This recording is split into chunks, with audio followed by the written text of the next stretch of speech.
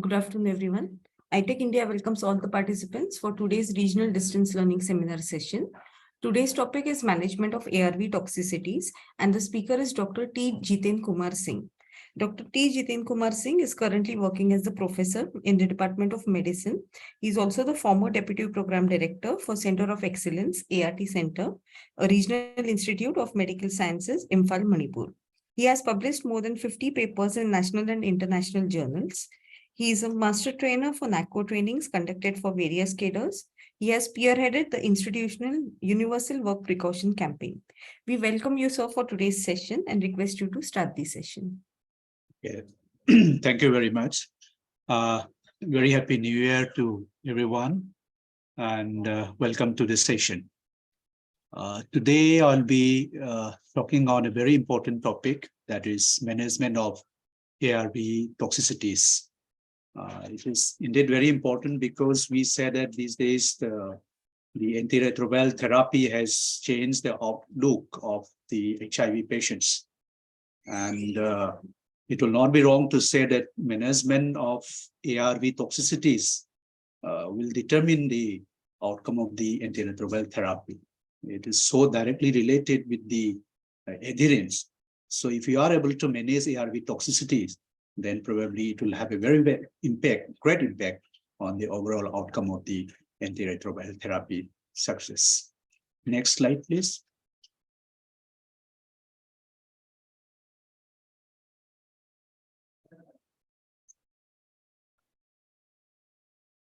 Okay, so we will be covering this session under these headings. We will be introducing the problem. We will talk about dolutegravir toxicity. Then we will talk about grading of the different drug toxicities and how substitution is done. What is the difference between substitution and switch? And then what are the issues and the guidance that we have to follow in a patient having impaired renal function? Well, drug toxicities to first line class, it may be a class-specific issue, or it may be a drug-specific. It may range from low-grade intolerance, the intolerance, small, low-grade intolerance, which is usually self-limiting, or it may be life-threatening adverse reactions. So when we talk of drug toxicities, it may be a class effect or a drug-specific in a specific class. And it can range from low intolerance, grade intolerance, which may be self-limiting, and it may range up to even life-threatening adverse reaction. We have to remember that the toxicities of the antiretroviral drugs need to be differentiated. Just because somebody is being given an ART drug, patient develops some reaction, we cannot always blame the drug, the molecule. There may be some other issues that we need to rule out. Maybe the patient is already having Singh just once. This is obstructing the view. This is obstructing the view. Yes. So maybe complication of the HIV infection itself. We need to find out whether this toxicity is because of the manifestation is because of the new OI, that is opportunistic infection, or the manifestation, the toxicity like situation is due to immune reconstitution inflammatory syndrome, or is the feature because of a comorbid condition, underlying comorbid condition, and patient may be taking some other concomitant medication for some other health issues. So these are the issues that we have to keep in mind, whether the patient is having comorbid conditions or taking some other concomitant medication. So toxicities of the ARVs need to be differentiated from complications of HIV, manifestations of a new OI. It has to be differentiated from immune reconstitution, inflammatory syndrome, the underlying conditions, and the concomitant medication the patient is taking.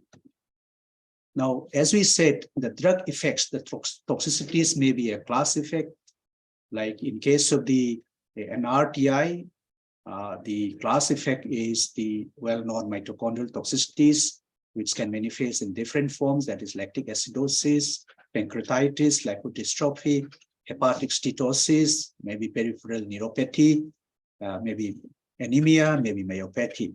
So this is what we call as the class effect, that is the mitochondrial toxicities. In RTIs, we have the genophobia, the well-known nephrotoxicity, and then class effect of the integrase inhibitor for the dolutegravir and the raltegravir is the well-known gain in the weight, hepatotoxicity, and the allergic reaction. We also have the NNRTIs, those are the skin rash hepatitis, then central nervous system manifestations. So these are the class effects, toxicities of these antiretroviral drugs. Let us go deeper into the molecule, its specific molecules. Tenofovir, for example, is known to have renal toxicity. It is also having some effect on the bone demineralization. So any patient being given tenofovir, we have to always see for development of any toxicity in the kidney, and so also the weakness in the bone, that is bone demineralization. Zidovudin, we know that can cause anemia, it can cause bone marrow suppression, and of course, gastrointestinal intolerance, headache, insomnia, myopathy, lactic acidosis, and commonly we do find patients coming with hyperpigmentation of the nail and the skin. Lamivudine is perhaps one of the safest drugs that we have used in the antiretroviral therapy. It has got minimal toxicity and RAS. Some patients, they have developed RAS. I think from our center only, we have reported about 2 or 3 cases developing severe RAS to lamivudine therapy. So it is rare, of course. So therefore, lamivudine still has got minimal toxicity, and it is considered to be one of the safest antiretroviral drug. Abacavir is known for hypersensitivity reaction, about 3 to 5%. It can be fatal sometimes. Patient develops RAS, fever, they may develop fatigue, nausea and vomiting, and anorexia, and some of them can develop respiratory symptoms like sore throat, cough, soreness of breath. Important point to remember in abacavir patients is that patients developing hypersensitivity to abacavir is that re-silencing after reaction can be fatal. Therefore, abacavir hypersensitivity is linked to the presence of the HLA-B 5701 gene. It is associated with less than 5% of the adults and children in India. Hypersensitivity usually occurs during the first 1.5 months of therapy, usually in the early weeks, but may occur at any time. We have to be careful. It can potentially be fatal. Whenever hypersensitivity reaction is noticed with abacavir, it should be discontinued immediately. This is an important point.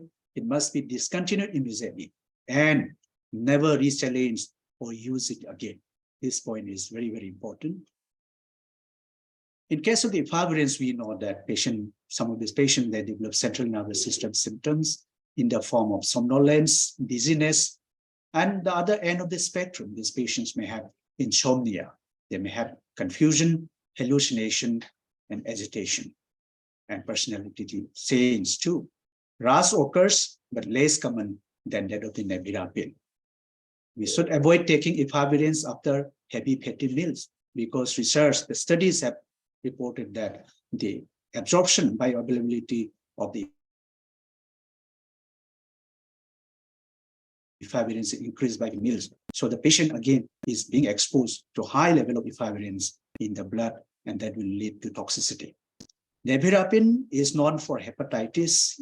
It occurs usually within the first 3 months, sometimes life-threatening hepatic toxicity, skin rash, occasionally progression to severe conditions like Stevens-Johnson syndrome, where the involvement of the skin is less than 10% of the total surface area. If it is more than 30% of the total skin surface area, we term it as toxic epidermal necrolysis. Patients who develop severe hepatic toxicity or grade 4 skin rashes while being treated with nevirapine should not be re-challenged. What do we mean by grade 4? We are coming in the later slides. We'll be discussing that in the later slides. Atazanavir boosted by ritonavir, the well-known side effect, adverse effect is the hyperbilirubinemia, unconjugated hyperbilirubinemia. It is because of the inhibition of the UZTB, gluconyl UZT enzyme will be inhibited. As a result, there will be poor conjugation. So these patients, they develop unconjugated hyperbilirubinemia. Less lipid problems, fortunately, than with lopinavir and ritonavir. Hyperglycemia, fat maldistribution, natriuresis also being reported. QT some elevation is also being reported and seen in patients taking ARV and boosted by ritonavir. We have the lopinavir, ritonavir. Common side effects are the diarrhea, the GI manifestations in the form of nausea, vomiting, and abnormal lipid profiles. Glucose intolerance is being reported. PIs should not be prescribed with simvastatin, as they significantly increase the level of the simvastatin, leading to rhabdomyolysis, resulting in severe kidney failure. Dolutegravir, as we know, is a very important molecule now, as it has been incorporated in the first-line therapy, second-line therapy, even in the third-line therapy. This is the molecule of the present era. We are using this now in the national program also as a first-line molecule. So it is known to be having hepatotoxicity, weight gain, and some allergic reaction. And some of these patients, they have reported developing insomnia as an adverse event. Dolutegravir has got hepatotoxic effect. It has got allergic reaction, myalgia, rhabdomyolysis, when used concomitantly with other drugs, increasing risks. Severe skin rashes and hypersensitive reactions have been reported in a few patients. Now we will be going to the specific side effects, that is the toxicities as per the time duration. It may be the zidovudine, for example, NRTIs. Out of NRTIs, zidovudine may have short-term toxicities, may have medium-term toxicities, long-term toxicities. Short-term toxicities may be days to weeks time, in the early days, and then medium-term toxicities may develop somewhere weeks to months time, and more than maybe usually 6 months more than that. And in terms of years, the long-term toxicities might develop. In case of zidovudine, the headache, nausea, vomiting, malaise, diarrhea, and bone marrow suppression, where we see in the peripheral blood smear the macrocytic picture of the RBC. So this is considered to be a short-term toxicity. In the medium-term toxicity, we have the bone marrow suppression, where there will be anemia, macrocytic it is, that hyperpigmentation of the nail and the skin, and the lactic acidosis, along with proximal neuropathy, are possible toxic effects that can develop in the medium-term toxicity. Lamivudine, as we have discussed, is one of the safest antiretroviral drugs. And of course, as I said earlier, 3 patients have been reported from our center who developed severe reaction to lamivudine. Yes, short-term toxicities, some skin rash can be there, but it is rare. And no medium-term toxicity or long-term toxicity with lamivudine. Stavudine in the short term do not have any specific common side effect or toxicity. But in the medium term, we have the development of the lactic acidosis, pancreatitis, peripheral neuritis, where there will be effect on the mitochondrial respiratory chain. Mitochondrial toxicity will develop, and it takes time, weeks to months time, and maybe years. And in the long term, these patients, they develop this lipodystrophy and dyslipidemia. So it is essentially a medium and the long-term toxicity that we find in stavudine.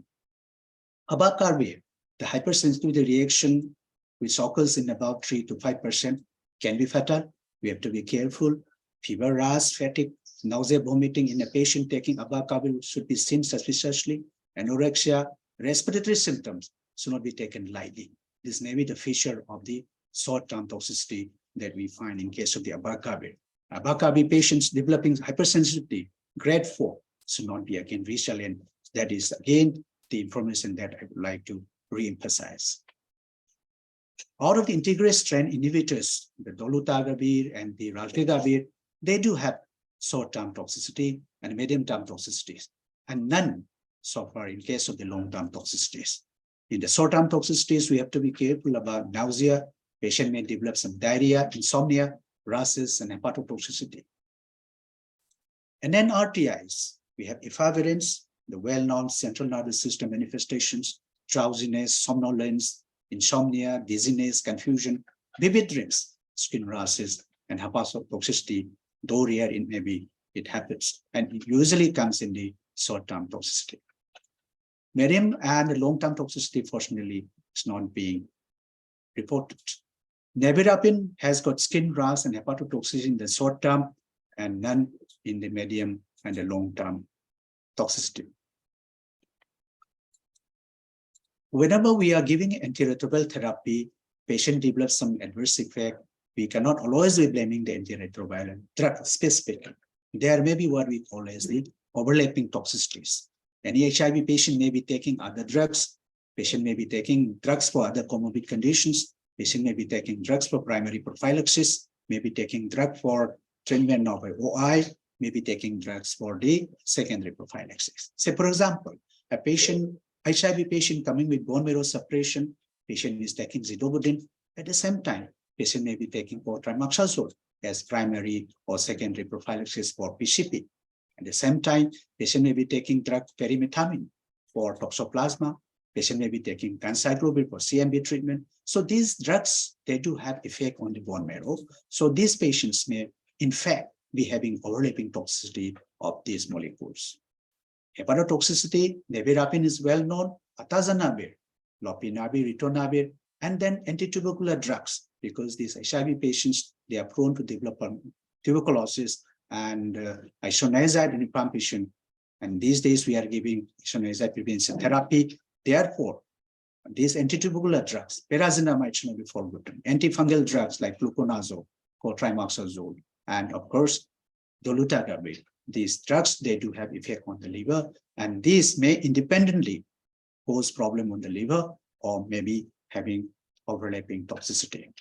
Peripheral neuropathy, stabudine is well known. At the same time, the isoniazid that we are using for the treatment of the tuberculosis or prevention may be having overlapping toxicity. We should be clearly aware of that and take appropriate measures. Pancreatitis, stabudine may be causing that. The cotrimoxazole, for some other purpose that we are using for a patient of HIV, may be having combined effect, and they may be giving rise to what we call as the overlapping toxicities. Dolutegravir is the preferred first-line drug in India for all new patients to be enrolled in the National ART program. It has a very good overall safety profile. It has fewer metabolic side effects and minor side effects like insomnia, CI intolerance, and skin rashes, which are reported in the initial phase, in the early phase, starting the TZ, and fortunately may not require change of the drug. Usually raised concerns with DTZ have been two things. One is the neural tube defects in the fetus when used in pregnancy. Another issue is the issue of the weight gain. Reporting on serious adverse events of hyperglycemia or diabetes was limited across studies. It has been reported, we do find cases, but then it is limited across studies.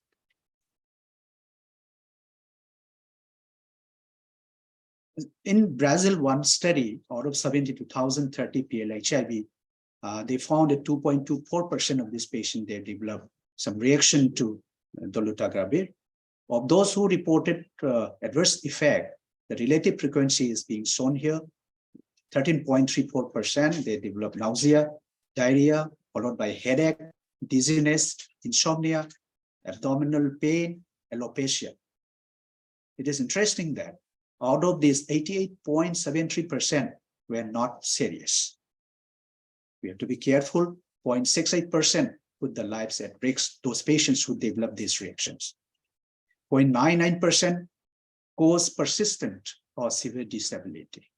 We are okay with 88.73%, but we have to be equally conscious of and be taking appropriate step for 0.99%. 1.42% led to hospitalization. Of those who developed this severe reaction led to hospitalization. 8.54% did not lead to hospitalization, disability, or lives at risk, but was nevertheless considered serious. The point from here is 88.73% were not serious. One of the important points in case of DTZ is the potential risks for neural tube defect associated with dolutegravir use at the time of conception. It is important to remember that it is no longer statistically significant when comparing the prevalence of NTD, that is neural tube defect, between preconception dolutegravir and preconception non-dolutegravir ART regime. So there is no sort of statistically significant support to say that this drug is more deleterious in the preconception period between DTZ and non-DTZ ART regime. Incidence of neural tube defect was indeed reported, but it was found to be less than 0.2%. Other adverse pregnancy outcomes like miscarriage, stillbirth, preterm birth, low birth weight, small post-gestational age, and neonatal mortality were not increased with maternal DTZ compared with efavirenz containing regimes when the regimes were started preconception or during pregnancy. So what is the approach then? The approach should therefore be, we should be equally conscious of the 0.2%. At the same time, the statistically insignificant status regarding the risks of NTD. So it should be, the approach should be a woman-centered and the rights-based approach. Women and adolescent girls living with HIV to make informed choice about their health, including their sexual and reproductive health and choice of antiretroviral therapy. Women of childbearing age should be provided appropriate information, therefore, about benefits and risks associated with the use of DTZ and medical guidance that is appropriate to the patient and the support in making an informed choice. If a woman plans to become pregnant, women should be counseled on the benefits of dolutegravir-based regime. They should also be explained about the slight risks of possible neural tube defect in babies born to a small proportion of women who get pregnant while taking DTZ. Even after explaining benefits and risks, these two things should be weighed. Benefits, balance the benefits with that of the risks. If a woman still do not wish to take DTZ-based regime, alternative options are available, such as efavirenz-based regime, which may very well be considered for that particular lady. Women already on DTZ-based regime and become pregnant may continue to be on dolutegravir-based regime and should be adequately counseled. All newly diagnosed pregnant women, irrespective of the duration of the pregnancy, shall be offered dolutegravir-based regime as the preferred regime.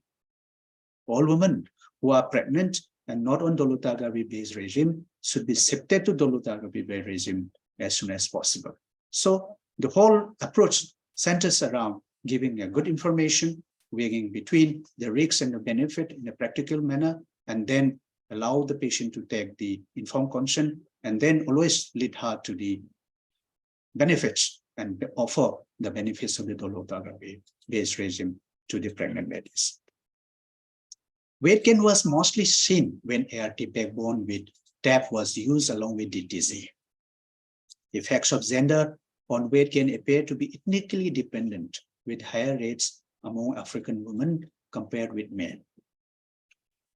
Low CD4 and high HIV RNA, if we are starting the treatment very late, when the low CD4 is there and the viral load is very high, highly prognostic of higher weight gain. If you are starting very early, probably this problem can be minimized. Requirement of more data to better document long-term body weight gains with DTZ, with or without TAF, including in different population and geographical region, is required.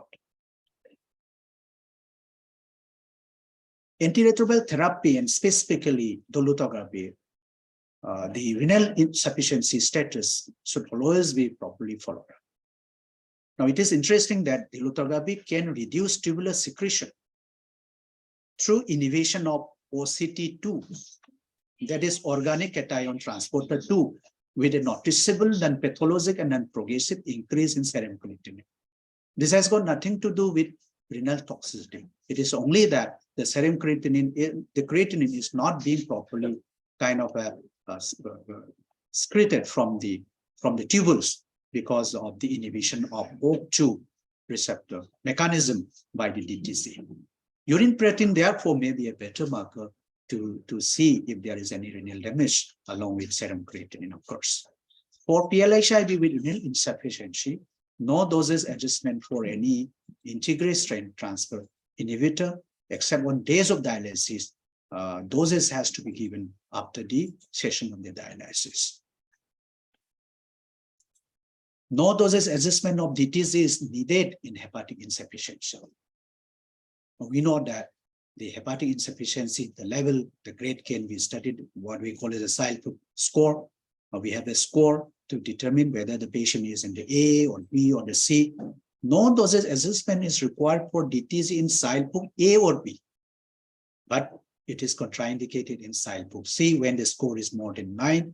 We have 5 different parameters. We give different scores. And then if the patient is scoring more than 9, then perhaps the patient is not to be given in this dolutegravir. Otherwise, in SILE A and B, there is no need for adjustment of the dose of the dolutegravir. Adequate counseling on lifestyle is important because we know that dolutegravir is raising, they do cause problem weight, they do cause some problem in some other metabolic parameters. So on the lifestyle and dietary changes for all PLHIV is essential. BP should be measured to detect hypertension with special attention to the risks of hypertension during pregnancy. Monitoring and treating metabolic complications timely, maybe glucose and lipid profile monitoring is needed. Monitoring the weight and associated complications as part of toxicity monitoring should be religiously followed. Now we come to another molecule that is very, very important in the first line ART regime of our nation, that is tenofovir. TDF is a commonly used antiretroviral drug which has a relatively long half-life. Almost all other NRTIs are known to have short half-life, and TDF is one which has got a long half-life. The fortunate thing is this allows us to go for once daily dosing and making compliance easier for PLHIV. It has a good overall safety profile with fewer metabolic side effects and mitochondrial toxicity. It has got mitochondrial toxicity class effect, but it has got fewer metabolic and mitochondrial toxicity profile in comparison with other NRTIs. Yes, it does have major side effects in the form of renal toxicity. We should be careful about this. About 3 to 5% of the patients getting TDF, they may develop renal toxicity. And there is issue about the bone mineral density, decrease in the bone mineral health. This also should be carefully followed up. TDF can lead to renal impairment characterized by increase in serum creatinine with or without proteinuria. There are patterns of kidney injury, which may be acute kidney injury due to ATN, that is acute tubular necrosis, and the famous Fanconi syndrome. We have had cases coming with almost total paralysis, and proximal tubular dysfunction is there for these patients. There will be normoglycemic glycosuria when we test. Hypophosphatemia, and patient usually they have got hypouricemia and then hypokalemia. These patients, they do develop mild metabolic acidosis and they come with proteinuria and aminoaciduria. Patients therefore taking TDF should always be followed up with these investigations and clinical oriented examination, because timely if we get them diagnosed and managed, maybe the long-term effect can be negated.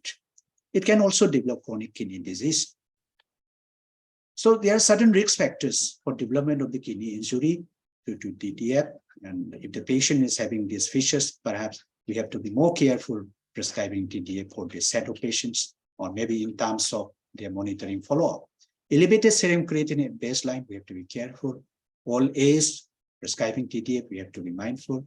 Diabetes patients, hypertension, advanced HIV infection, low body weight, hepatitis C, concomitant use of boosted PI, concurrent use of nephroprotective drugs. So under this condition, the risk factor, these are risk factors for developing the kidney injury. We should be mindful of these factors whenever we write the DF for this group of patients. Avoid administration of TDF to those with baseline eGFR less than 60 or elevated serum creatinine, because we know that kidney may be the target for this. By this molecule, patient may develop renal dysfunction. Renal function of proteinuria should be monitored during the use of TDF every 3 monthly for the first year. Then 6 monthly. Monitor urine for the sugar and protein. More frequent monitoring may be appropriate for patients with additional kidney disease risk factors that we have just described. In tenofovir treated patients who experience a confirmed GFR decline more than 25% from baseline, it's always good to have a baseline value, because after maybe weeks and months time, we have to see the changes in the eGFR. If the GFR declines more than 20% from the baseline, without a baseline, we will be nowhere, we will not be able to calculate how much fall is there for a particular patient. So if we experience a confirmed GFR decline by 25% from baseline and to a level specifically less than 60 ml per minute, it is recommended to substitute alternative ART drug or TDF, particularly in those with evidence of tubercular dysfunction. What is the substitute? Abacavir is to be substituted for tenofovir in this situation. Lamivudine dose is to be adjusted as per creatinine clearance. If eGFR is more than 30 ml per minute, full dose lamivudine can be given. TDF causes modest bone loss. On top of the nephrotoxic effect, TDF is also known to cause bone effect. Modest bone loss is measured by bone mineral density of the initiation of ART. TDF was associated with a small but significant increase in fracture rate in a retrospective analytic study. TDF causing Fanconi syndrome, leading to hypophosphatemia, causing osteomalacia. Patient can present with bone pain. So these are the references. Now, we cannot just start the drug, wait for the side effects to develop, the adverse effects to develop. We have to be proactive in our approach towards dealing with the toxicities. What do we mean by proactive? We have to discuss potential side effects of drugs with the PL-HIV and the caregiver when before initiation and during the early stages of treatment as a part of preparedness counseling. We are being proactive. Differentiate any new clinical event after the initiation of ART from EDS in the early stages. Always assess the toxicity. It's not suffice to just identify the toxicity, but grade its severity. Because all toxicity, we need not change the drug. We may not stop the drug. We have a limited number of drugs. And if we are not able to grade the toxicity, there will be perhaps no drug that is left for the patient. The management of toxicity depends entirely on the grading of the severity. Offer support during minor and major adverse events. Ensure that PL-HIV is familiar with the signs and symptoms of toxicities that are serious and they are not very serious. This PL-HIV should be taught to understand what are the signs and symptoms of serious manifestations and require immediate contact with the clinical team, especially in the case of efavirenz-associated Stevens-Johnson syndrome, hepatitis, toxic epidermal necrolysis, and RTIs, late lactic acidosis, or abacavir-associated hypersensitive reaction. We are in a way equipping these patients to deal with the situation in the timely fashion. Now we will talk about the specific clinical problems, adverse effect of the antiretroviral drugs. Say, for example, acute hepatitis. What are the possible offending drugs? We do know that nevirapine, protease inhibitor, efavirenz is less common. Uncommon with other NRTIs like zidovudine, stegudine, fortunately. Patient may develop jaundice. There may be liver enlargement and tenderness. GI manifestations in the form of symptoms, fatigue, anorexia can be there. Nevirapine-associated hepatitis may have a component of hypersensitivity reaction in the form of drug rust, eosinophilia, or systemic symptoms. What we have to do? We have to monitor serum transaminases for these patients and the bilirubin.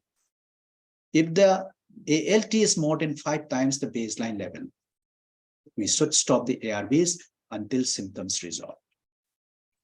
Nevirapine should be permanently discontinued and substitute the most likely offending ARV drug. This is important. Acute pancreatitis, those coming with acute pancreatitis, the possible offending drugs are the stavudine. Lamivudine is infrequent. How do they come? They come with nausea, vomiting, and abdominal pain. We may be thinking of some other cause when patient comes with vomiting and abdominal pain. In the context of patient HIV, PL-HIV, taking antiretroviral therapy, specifically NRTI like stavudine, we have to be keeping in mind the possibility of acute pancreatitis. How do we manage? If possible, monitor serum pancreatic amylase and lipase. All ARVs should be stopped till symptoms resolve. Restart with change to different NRTI, preferably one without pancreatic toxicity like zidopudine, tenofovir, and abacavir. If the patient comes with lactic acidosis, the offending drugs, almost all NRTIs, particularly stavudine, can be an offending drug. Initial symptoms are bearable, a clinical problem symptom. So there is a need for clinical alertness.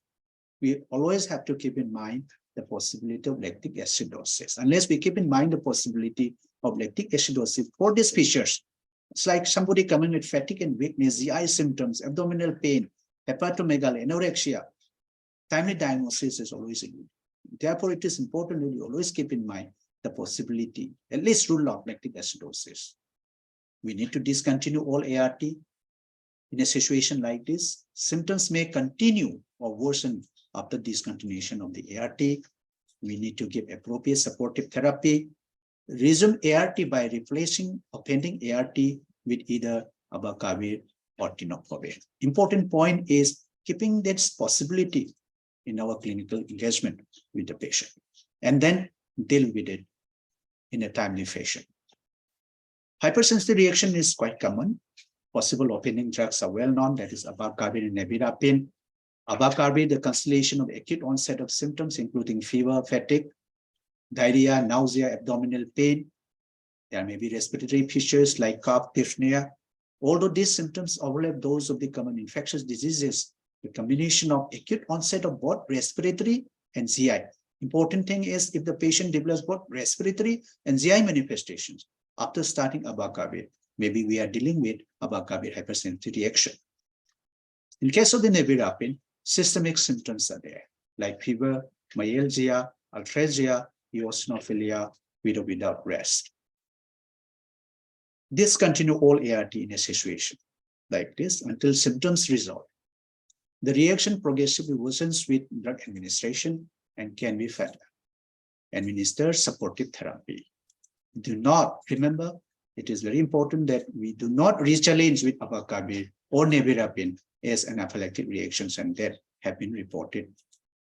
Once symptoms resolve, restart ART after a patient requires ART. Once symptoms resolve, we need to wait for that. Then restart ART with a change to different NRTI, but never re-challenge with abacavir or nevirapine. Rust, drug eruptions, including Stevens-Johnson's and toxic epidermal necrolysis.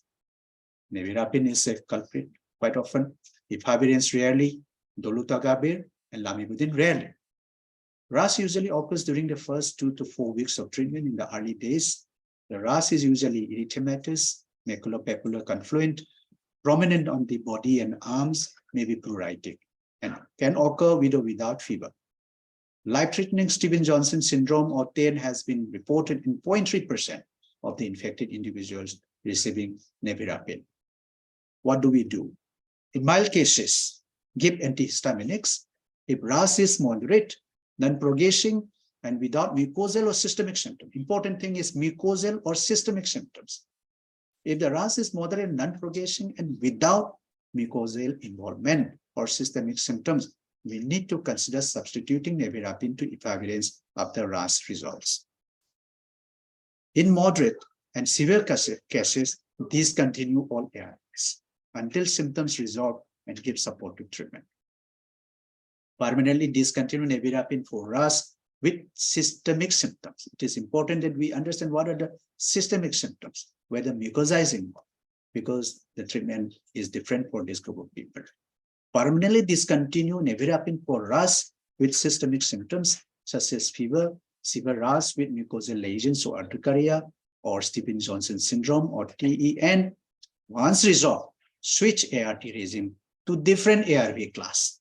We are talking about class to different ARV class, to NRTIs, for example, and protease inhibitor.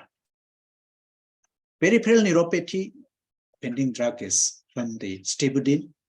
Patient can come with pain, tingling, numbness of the hands or feet. There may be sensory loss in the distal part of the limb, mild muscle weakness, and areflexia also can occur. We have to stop suspected NRTI early and switch to different NRTI that does not have neurotoxicity in the form of zidovudin and abacavir. Fortunately, symptoms usually resolve in 2 to 3 weeks if managed early. Diarrhea can be a problem with lopinavir and ritonavir. Patient may come with loose or watery diarrhea. How we managed? Usually self-limited, fortunately. There is no need to discontinue the ART or for symptomatic treatment when the patient is having diarrhea. If diarrhea is not controlled, switch to atazanavir, as dose of ritonavir is lesser in case of the atazanavir-ritonavir regime. Mostly ritonavir is responsible for diarrhea. Dyslipidemia, insulin resistance, and hyperglycemia, well known for the PIs and efavirenz. We should consider replacing the suspected PI by drugs with less risk of metabolic toxicity. GI intolerance may be there for all the ARVs, all the antiretroviral drugs. They are known for gastrointestinal intolerance. Clinical signs and symptoms may be in the form of indigestion or gastritis. Fortunately, they are usually self-limited, and there is no need to discontinue antiretroviral therapy or for symptomatic treatment. Hematological toxicities in the form of anemia, leukopenia, and bone marrow suppression. Zidovudin is a classical molecule. Patient may come with fatigue, weakness, breathlessness, and palpitation.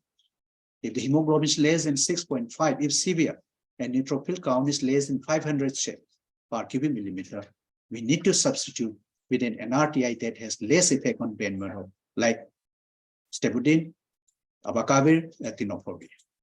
Consider blood transfusion and supportive treatment. Lipoatrophy, lipodystrophy, particularly Stebudin, all NRTIs, they have this effect because of the mitochondrial toxicity.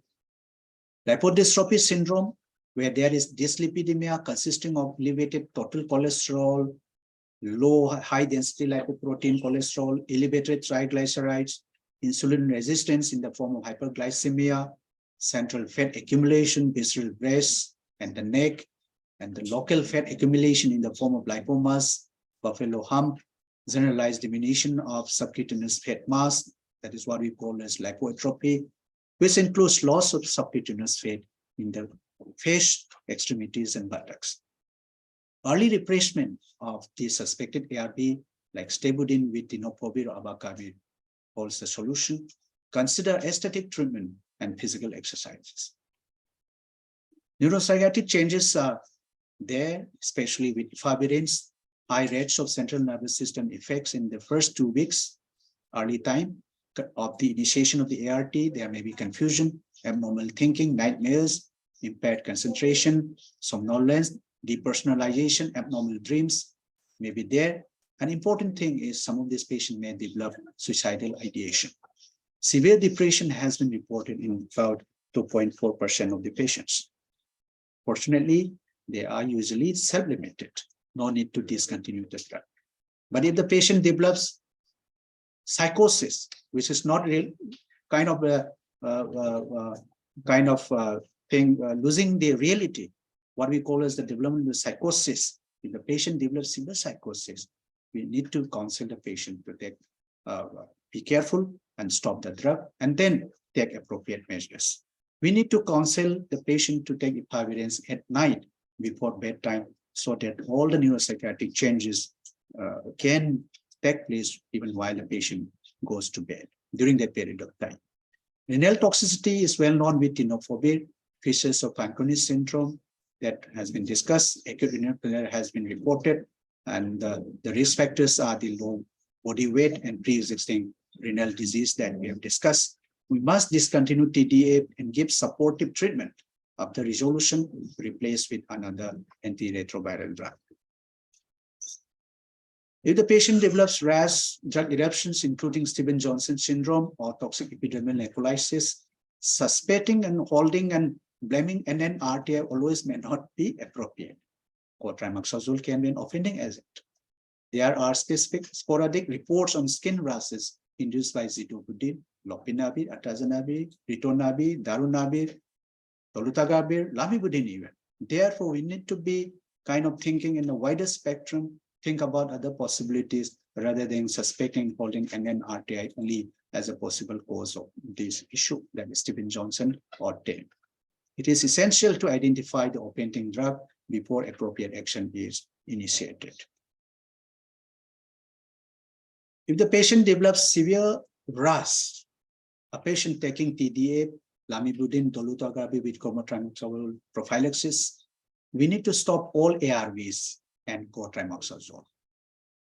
Once the patient improves of the symptoms, then we start tenofovir, lamivudine, and efavirenz without the cotrimoxazole. Efavirenz, tenofovir, lamivudine, efavirenz. If the patient is able to tolerate, we are confirming dolutegravir hypersensitivity. We will continue with TDF, lamivudine, and efavirenz, and introduce in due course of time, if it is really indicated, the cotrimoxazole. If rashes reappear, even when after changing to tenofovir, lamivudine, efavirenz, if rashes reappear, we have to suspect tenofovir or lamivudine to be the offending agent. In that case, we need to stop all ARV drugs.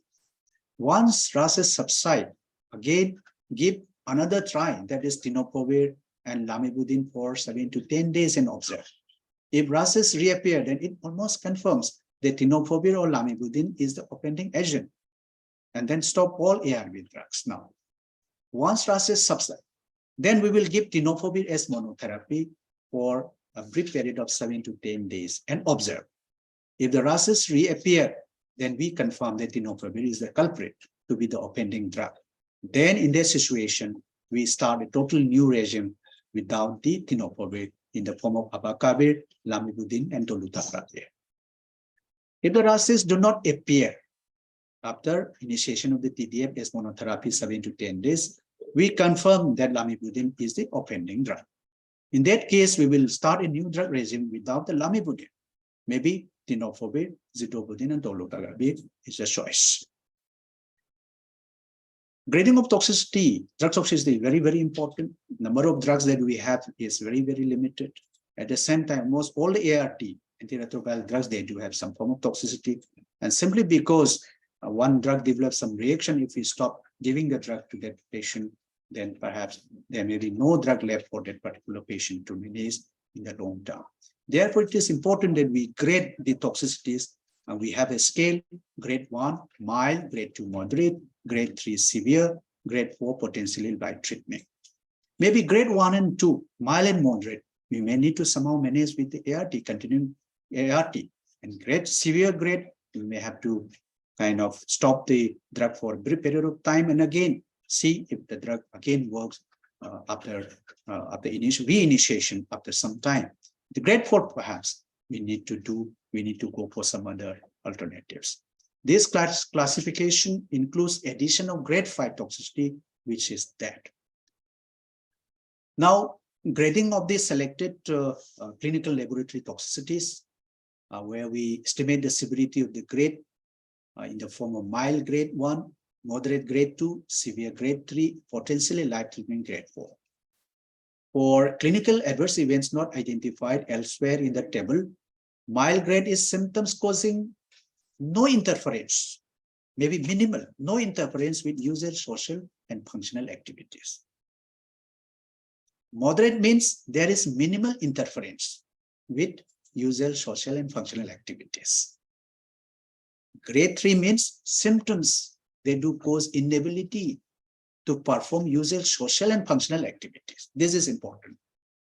Potentially life-threatening grade 4, symptoms causing inability to perform basic self-care or medical or operative intervention is needed, required, indicated to prevent permanent impairment, permanent disability or death.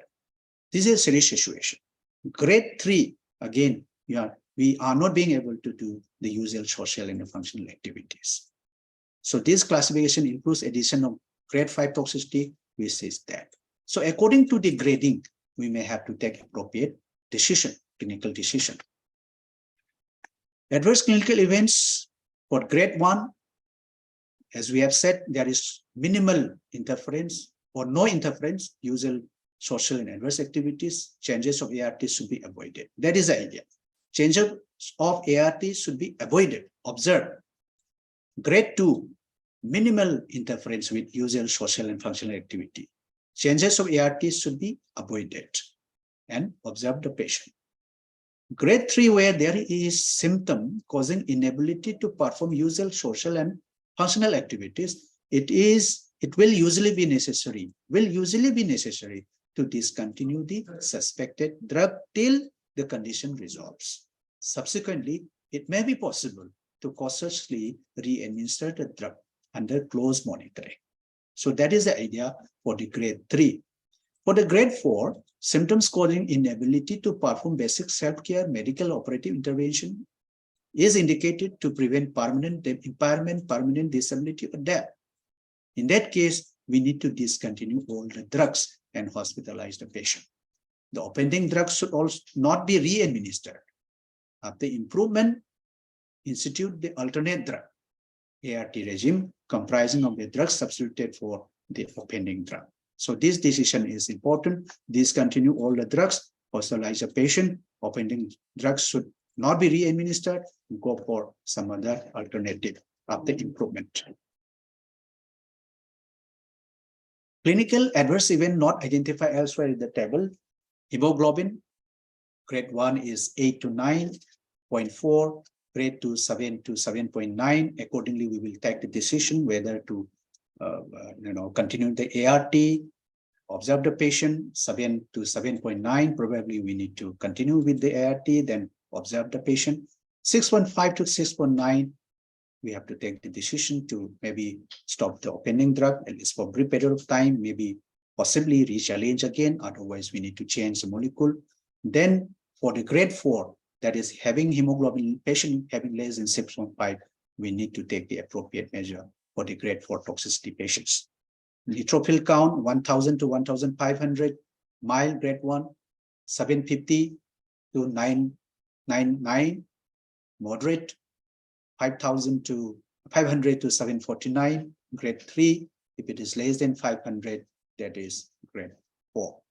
Platelets 75,000 to 99,000, then 50,000 to 74,000, 20,000 to 49,000 for the severe grade 3.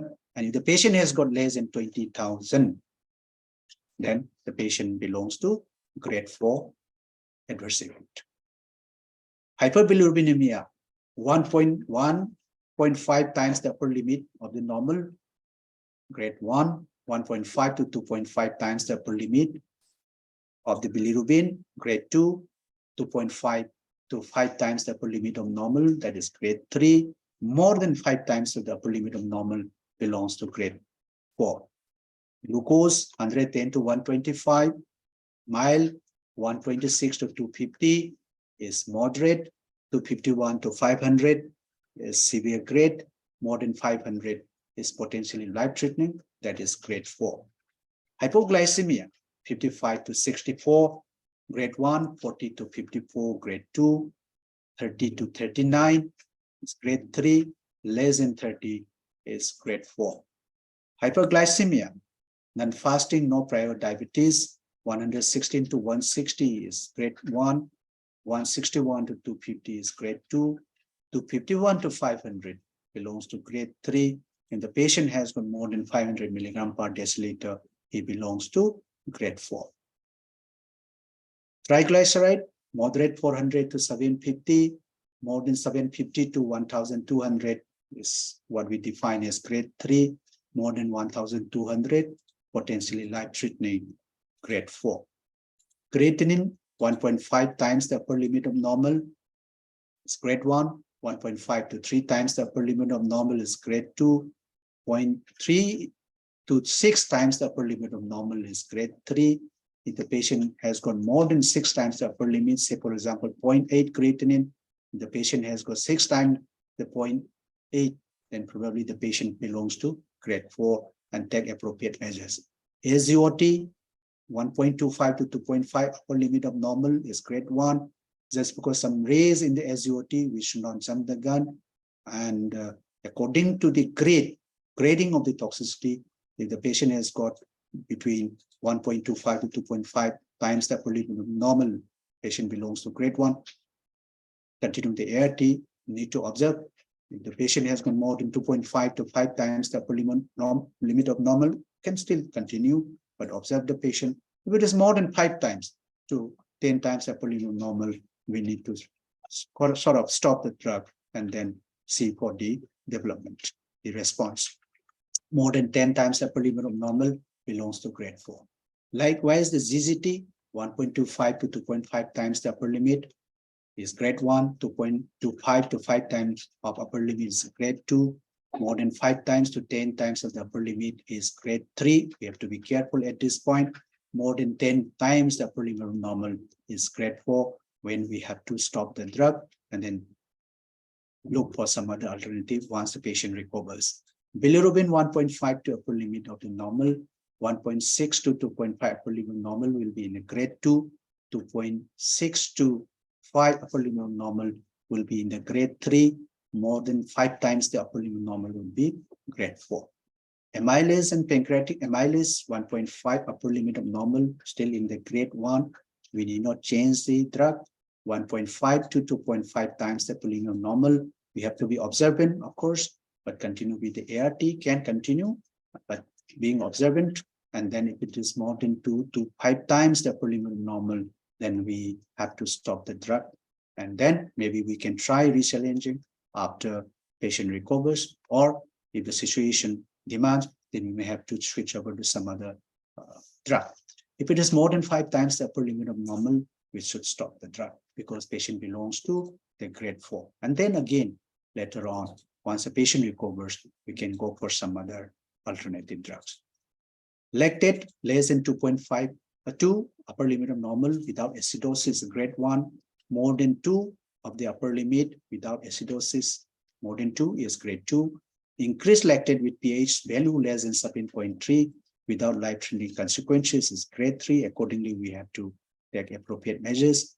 And grade 4 means increased lactate with pH less than 7.3 with life-threatening consequences. Some patients may come with nausea, mild or transient, reasonable intake is maintained, that is grade 1. You don't need to change the drug. Moderate discomfort may be there in case of the grade 2, or the intake is decreased for less than 3 days. But if the intake is decreased for more than 3 days or severe discomfort, patient belongs to severe grade 3. And of course, the grade 4, they require hospitalization. Vomiting, mild or transient, 2 to 3 episodes per day, or mild vomiting lasting less than 1 week is grade 1. Moderate or persistent, 4 to 5 episodes per day, or vomiting lasting more than 1 week, we grade it as grade 2. Severe vomiting of all food fluids in 24 hours, or orthostatic hypotension because there is volume loss or intravenous fluid requirement, then the patient belongs to severe grade 3. Hypotensive shock or hypoxylation for intravenous treatment may be required for these potential life-threatening grade 4 patients. Mild or transient, that is 3 to 4 loose stool per day, or mild diarrhea lasting less than 1 week belongs to grade 1. Moderate grade 2, we have the moderate or persistent 5 to 7 loose stools per day, or diarrhea lasting more than 1 week. So 1 week is important. If it is less than 1 week vomiting, less than 1 week diarrhea, then perhaps the patient belongs to grade 1.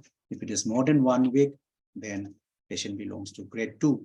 Bloody diarrhea or orthostatic hypotension or 7 loose stool per day, or intravenous requirement treatment required, that is grade 3. Grade 4, hypotensive shock or hospitalization required. Dyspnea on exertion is grade 1. With normal activities, grade 2. Even at rest is grade 3. And if patient requires oxygen therapy because of dyspnea, he is potentially life-threatening situation.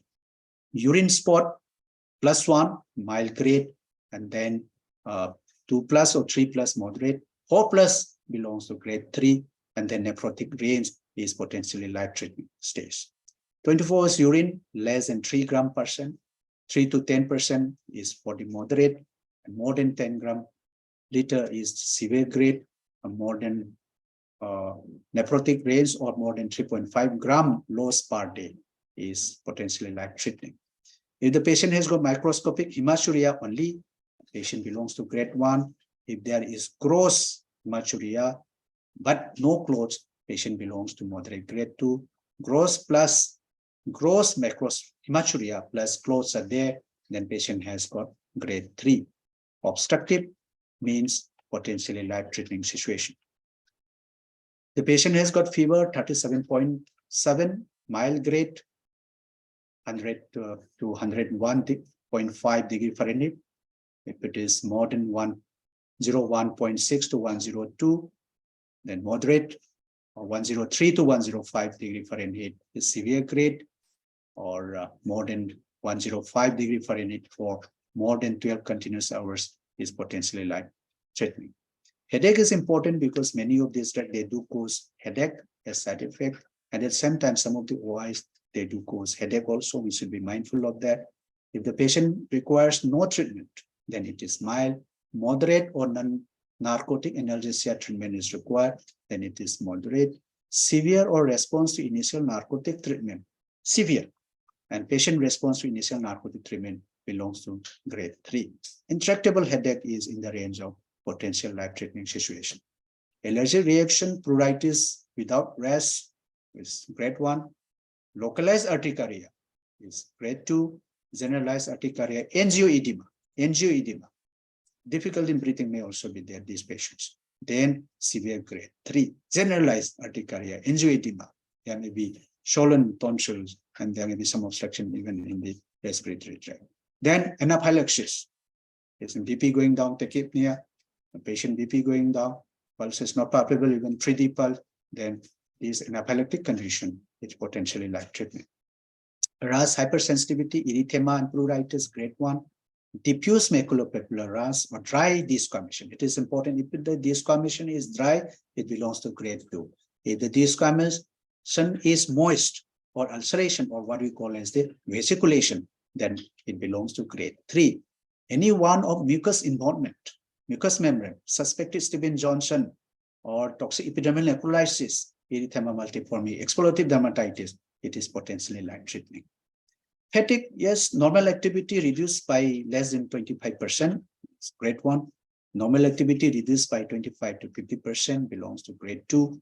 Normal activity reduced more than 50%. Patient cannot walk even, then it is grade 3, and patient is not able to care for himself or herself, then he or she belongs to the potentially life-threatening state.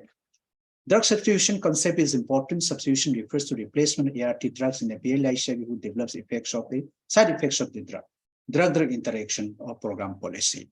This does not indicate change of regime due to treatment failure. So, for example, TLD, what we are using as first line, may be a second line for some other patients. So, therefore, it is not the molecule that decides the regime, whether it is first line, second line, and third line, but it is the reason for which we give the molecule that address. So substitution refers to replacement of the drug in a PL-HIV patient because of side effects of the drug, drug-drug interaction, or program policy. Delaying substitution when there are adverse effects should be avoided. We should always avoid delay in the substitution, right? Substitution when there are severe adverse reaction, because it may cause harm to the patient and it may have a telling impact on the overall adherence. Switch indicates treatment failure. It refers to loss of antiviral therapy efficacy to current regime and triggers a switch of the entire regime. This is what we call as a failure, from first line to second line, from second line to third line ART. But we should be mindful that when drug interruptions are required, such as for severe and life-threatening adverse reaction, substitution sounds very easy. You are giving A drug, you switch over to B drug. It sounds so easy, but this interruption and switchover should be done with certain scientific basis. When drug interruptions are required, such as for severe and life-threatening adverse reaction, it is important to consider the various half-lives of ARV drugs. We know half-lives drugs, ARV drugs, they have got different half-lives. The all NRTIs, they have got a very short half-life. New NRTIs, they have got, yes, potentially good, clinically useful kind of a half-life now that we can use once daily doses, some of these NRTI. But an NRTI, they have got a longer half-life. So when we are stopping a regime, we have to be mindful of the phase when a drug will be off the system of the patient. Therefore, only one effective, one or two molecules may be taking charge to sort of take on the dividing virus there in the system. So when an NRTI needs to be discontinued, a staggered approach should be followed, in which the use of the NRTI backbone is prolonged for 2 to 3 weeks because of its short half-life. Alternatively, the NNRTI could be temporarily replaced with a boosted PIs. So that should be followed. Then the general principle in the drug-drug substitution for toxicity should be made within the same ARV class. If a severe or life-threatening toxicity occurs, all ARTs should be stopped until the toxicity has resolved and the revised regime commences when the patient has recovered. Whenever an ART toxicity is suspected, we need to rule out OI or other conditions, other drugs, other comorbid conditions, other drugs being used for other conditions that may be responsible. Always grade the toxicity, because according to the toxicity, we'll be taking a sound clinical decision according to its severity. For patients with dual toxicity to nevirapine and efavirenz, needing substitution with PIs, these PI-based regime must be started by COE ART Plus Center after the review and approval of ESASEN. So if we have to switch zidovudine for patients on all the regimes, severe anemia or neutropenia because of these regions, severe GI intolerance, then tenofovir is the choice, first-line ARV substitution drug. For first-line substitution, we can use tenofovir in lieu of zidovudine if the patient develops these effects. If a patient taking apagarvir develops hypersensitive reaction, what is the choice? We have tenofovir. Zidovudine can be used if tenofovir is contraindicated because of renal issue, because of bone issue. Then we can make use of zidovudine in lieu of apagarvir for patients developing this reaction. If the patient on tenofovir develops Fanconi, renal tubular dysfunction, bone mineral density loss, what is the choice? Apagarvir is a choice. If efavirenz patient has got persistent and severe central nervous system toxicity, some of them, they do have this. They aggravate this problem in the long run. While some of these patients may have a self-remission in the early stage, but some of these patients, they may continue to have persistent and severe central nervous system toxicity. We may have to change the drug. Some of these developing illness, severe or life-threatening rash, Stevens-Johnson syndrome, we have a choice in the form of dolutegravir. Severe neuropsychiatric manifestations, where there is no touch with reality, psychosis, some of these patients developing psychosis, then we need to change the drug in the form of dolutegravir. These are the choice. What efavirenz and nevirapine, we have the choice in the form of dolutegravir if the patient has got persistent central nervous system toxicity, hepatitis, severe life-threatening rash, severe neuropsychiatric manifestations. Efavirenz and nevirapine can be switched over to dolutegravir.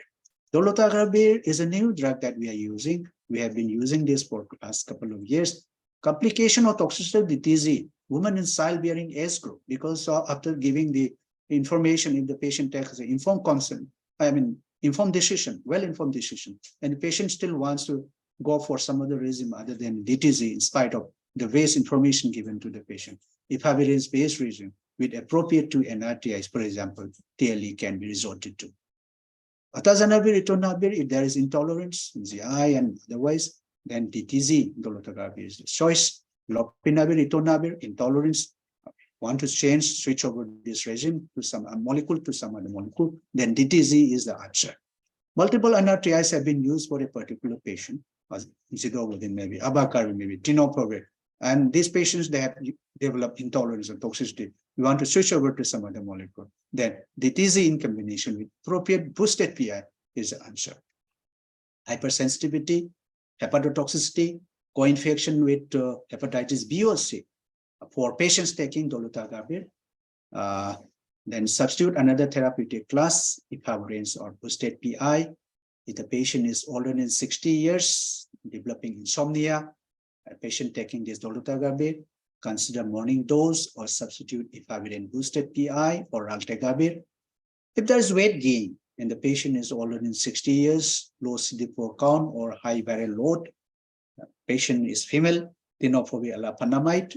So we all know tenofovir alafenamide in combination with dolutegravir, the chance is more for the patient to develop weight gain.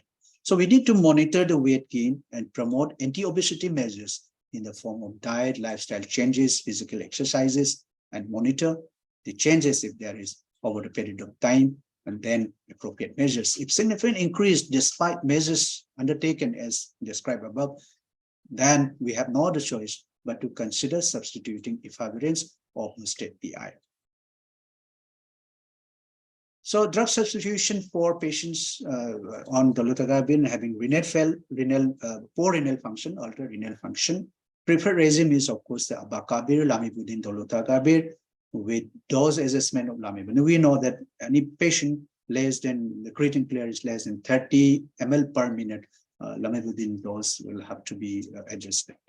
Now for a PLHI with creatine clearance more than 30 ml per minute, full dose of abacavir, that is 600 milligram with lamivudine 300 milligram can be given. No issue about that. For patients with creatine clearance less than 30, there lies the problem. Now, if lamivudine 100 milligram single tablet is available, it solves the problem. If it is not available, what do? We give full dose of abacavir, that is 600 milligram plus lamivudine 300 milligram. It can be given under close observation, close monitoring with renal functions, with repeated tests till creatine clearance improves. If creatine clearance worsens, then the ART must be stopped. This point should be kept in the mind. And the case must be referred immediately for such an opinion. I think that's it. Thank you very much for the patient hearing. I think we are done with this. This is the last slide. Thank you very much. Yeah, thank you, sir. Any questions from the participants? Please feel free to unmute your mic. You can also type in the chat box. Any questions on management of drug toxicities?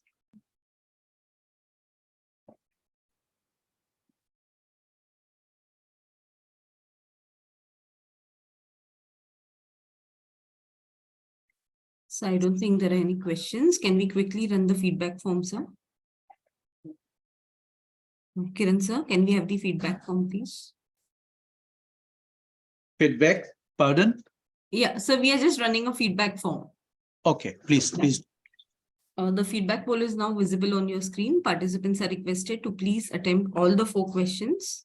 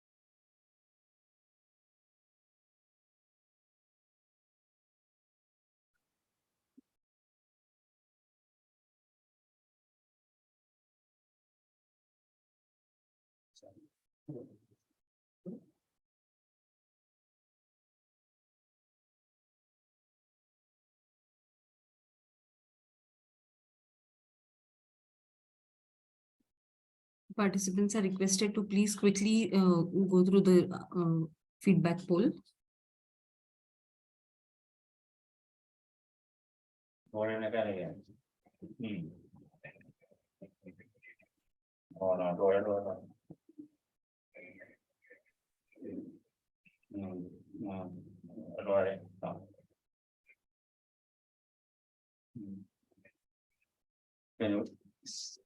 Recording in progress. Thank you so much, sir, for facilitating this session. Thank you to all the participants for patient listening. Sir, can we conclude the session now? Thank you. Thank you very much. Thank you. Kiran, sir, we can end the e-poll.